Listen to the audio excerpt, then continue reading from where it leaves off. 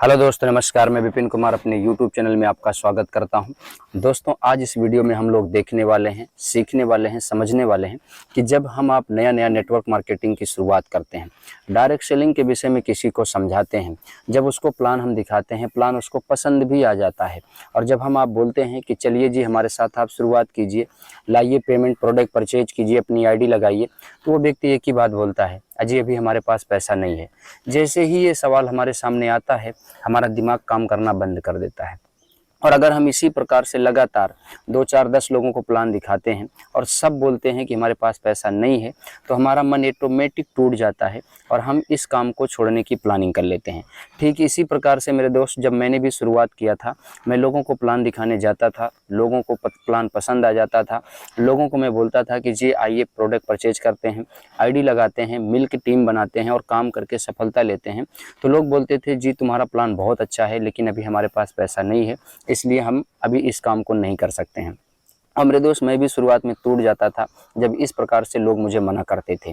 ठीक हो सकता है मेरे दोस्त, आपको भी ये विडंबना आ रही हो, लेकिन इससे घबराने की ज़रूरत नहीं है। मैं भी घबरा गया था, लेकिन आपको घबराने की ज़रूरत नहीं है। तो मैंने अपने सीनियर को एक दिन कॉल किया, मैंने बोला सर हम तो आपके साथ ज्वाइन कर गए, हमें तो ये कंपनी पसंद आ गई, ये प्लेटफॉर्म पसंद आ गया, लेकिन हम किसी को बता रहे हैं, किसी को समझा रहे हैं, पसंद तो उनको भी आ जा रहा है, लेकिन जब ज्वाइन करने की बात आ रही है तो लोग बोल रहे हैं हमारे पास पैसा नहीं है।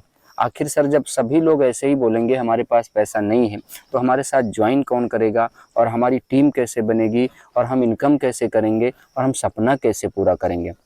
तो उन्होंने बोला विपिन जी, क्या आप इन सवालों के जवाब देना सीखना चाहते हो?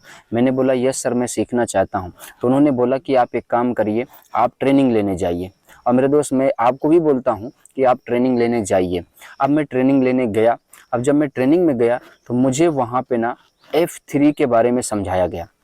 अपने नेटवर्क मार्केटिंग में किसी भी संस्था में आप काम करते हैं तो वहाँ पे F3 का एक फार्मूला होता है। जब आप उस फार्मूले का उपयोग करते हैं ना, तो बहुत आसानी के साथ सारे सवालों का जवाब आप दे लेते हैं, और लोग आपके साथ सहमति भी अपनी देते हैं और ज्वाइन भी कर लेते हैं।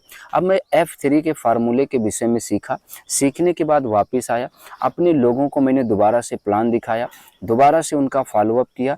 अब मैं आपको समझाता हूँ कि लोग आपके साथ ज्वाइन कैसे करते हैं और F3 का फार्मूला आपको उपयोग कैसे करना है।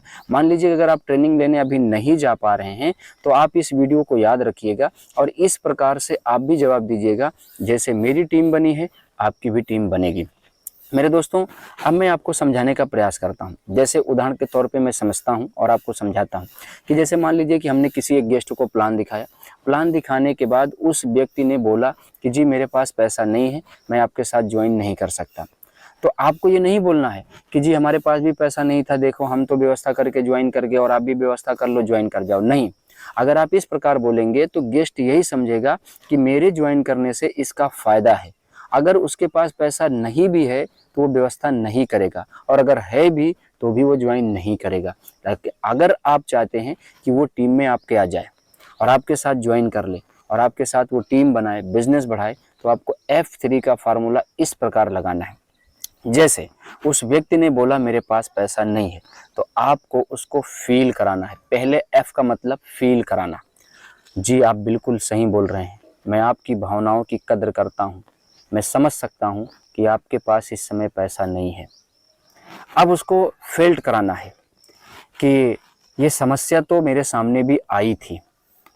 अब इसके बाद फाउंड कराना है कि मैंने ऐसे नहीं, इस प्रकार किया। अब एक उदाहरण के तौर पे हम समझते हैं, तब आपको F3 फार्मूला को बहुत अच्छे से समझ में आ जाएगा।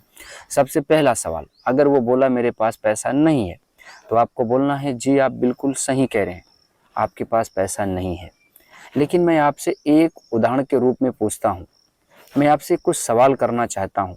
आप ध्यानपूर्वक उस सवाल को सुनिए और मुझे जवाब दीजिए। मानते हैं कि आपके पास पैसा नहीं है, लेकिन उदाहरण के रूप में ले रहा हूं मेरे दोस्त, अपने ऊपर नहीं लेना, बुरा भी हमारी बात को नहीं मानना, और ईश्वर से प्रार्थना करता हूं कि आपके लाइफ में, आपके परिवार में कभी ऐसा दिन ना आए। लेकिन एग्जाम्पल के तौर पे आपसे सवाल करता हूं, क्या आपके घर में एक छोटा सा बच्चा या बच्ची है? जी हाँ है। बुजुर्ग माता पिता हैं? जी हाँ हैं। वाइफ है? जी हाँ है।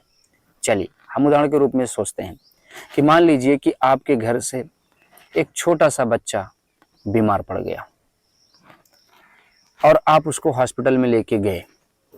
डॉक्टर ने उसको चेक किया, डॉक्टर ने अब आपको बताया अजी ये बच्चा बहुत सीरियस है, अभी अगर आप 25,000 रुपया देते हैं तो मैं इसका इलाज चालू कर देता हूँ और ये बच्चा बच जाएगा, ये बच्चा ठीक हो जाएगा, ये बच्चा स्वस्थ हो जाएगा। अब आप क्या बोलेंगे बताइए मेरे दोस्त? आप डॉक्टर से ये बात बोलेंगे कि हमारे पास पैसा नहीं है? नहीं। आखिर क्यों? ये बात समझने वाली है। आखिर वहाँ आप क्यों नहीं बोलेंगे कि हमारे पास पैसा नहीं है? जबकि मैं मानता हूँ कि आपके पास पैसा नहीं है, लेकिन आप डॉक्टर से ये बात नहीं बोलेंगे। चलिए ये तो इलाज की बात है, हम आगे और चलते हैं। अब वही बच्चा थोड़ा सा समझदार हुआ, अब आप उस बच्चे को पढ़ने के लिए स्कूल भेजेंगे और स्कूल की फ़ीस महंगी है और आपके पास पैसा नहीं है। अब उस बच्चे को मास्टर ने वापस भेज दिया, क्या उस बच्चे से अब आप ये बोलेंगे कि बच्चे रहने दे, पढ़ाई मत कर, अपने पास पैसा नहीं है? नहीं। आखिर क्यों नहीं बोलेंगे? आपके पास पैसा नहीं है।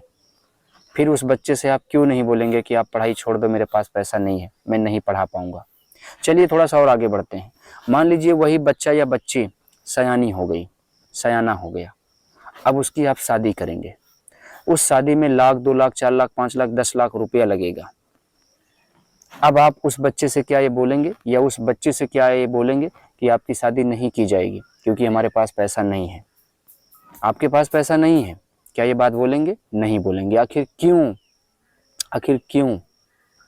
चलिए मैं मानता हूँ कि आपकी ये वाइफ प्रेग्नेंट है, आज बच्चा होने वाला है, उसका दर्द इतना ज़्यादा बढ़ चुका है कि अब उससे सहा नहीं जा रहा है, अब वो चीख रही है, तड़प रही है, रो रही है, चिल्ला रही है। अब आप उसे क्या बोलेंगे कि बर्दाश्त कर ले, सहन कर ले, हम इलाज नहीं करवा सकते, हमारे पास पैसा नहीं है? क्या ये बात बोलेंगे? नहीं। आखिर क्यों? अब मैं आपसे पूछता हूँ, आखिर क्यों? आप बच्चे का इलाज इसलिए कराएंगे मेरे दोस्त क्योंकि उस बच्चे का जीवन बच जाए। बुजुर्ग माता पिता बीमार हो गए, उनका इलाज आप इसलिए कराएंगे क्योंकि वो माता पिता आपके बच जाएं, उनकी जान बच जाए, बस। आप बच्चे को इसलिए पढ़ाएंगे, कष्ट आराम फीस की व्यवस्था करके उसको स्कूल इसलिए भेज देंगे, उसकी फीस इसलिए भर देंगे क्योंकि उसको अच्छे खराब की परख हो सके, उसके अंदर ज्ञान का प्रकाश हो सके। आप उस पत्नी का इलाज इसलिए कराएंगे क्योंकि उसका सही से बच्चा बाहर आ सके, इस संसार की खूबसूरती देख सके और आप बाप बन सकें। सोचो मेरे दोस्त, सोचो, जरा सोचिए।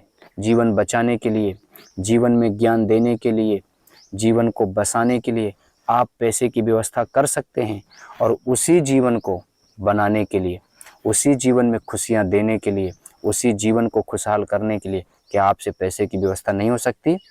हो सकती है। क्योंकि मेरे दोस्त, आज से कुछ साल पहले की बात है, ये विडंबना मेरे भी सामने थी। जब मैंने प्लान देखा था, जब मैंने काम शुरुआत करने की बारी मेरी आई थी, तो मुझे भी लगा कि मेरे पास पैसा नहीं है और मैंने अपने अपलाइन से बोला कि मेरे पास पैसा नहीं है, अभी मैं ज्वाइन नहीं कर सकता हूँ। तो मेरे सीनियर ने मुझे याद दिलाया, जैसे मैंने आपको याद दिलाया। और जब ये मैंने बातों को याद किया तो मेरा दिमाग खुल गया और मेरे दिल से आवाज़ आई, मेरा खून गर्म हो गया कि मुझे पैसे की व्यवस्था करनी चाहिए। क्योंकि मेरे दोस्त, सारा कुछ बार बार हो सकता है, ये पैसा आज नहीं कल हमारे पास हो सकता है, लेकिन बीता हुआ समय, गया हुआ प्लेटफॉर्म दोबारा सामने हमारे आने वाला नहीं है।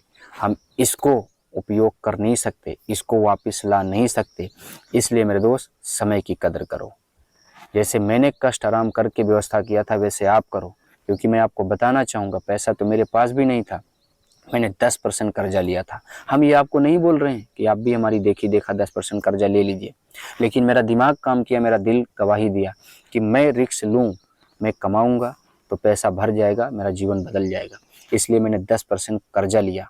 कर्जा ले करके इस बिज़नेस की शुरुआत किया और शुरुआत करने का नतीजा है, आप देखिए कि आज मैंने बाइक भी खरीद लिया, आज मैंने कार भी खरीद लिया, आज एक अच्छा घर भी बनवा लिया, 2-2 बार प्लॉट खरीद लिया, कई बार देश विदेश की यात्राएं किया।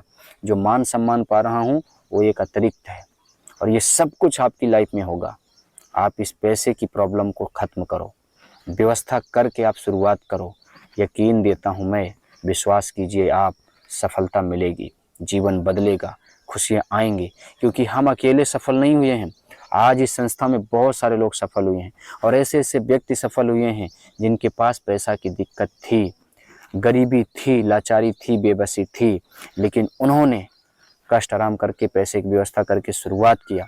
उन्होंने मौके को पकड़ा, उन्होंने समय को पकड़ा, आज उनकी ज़िंदगी में बदलाव है। आज मौके को, समय को आप पकड़िए, पैसा की व्यवस्था आप कीजिए, ज़िंदगी में आपके बदलाव होगा। तो मेरे दोस्त, मुझे यकीन है अब ये बात आपको समझ में आ गई होगी और आप भी शुरुआत करेंगे और आगे बढ़ेंगे, सफलता लेंगे।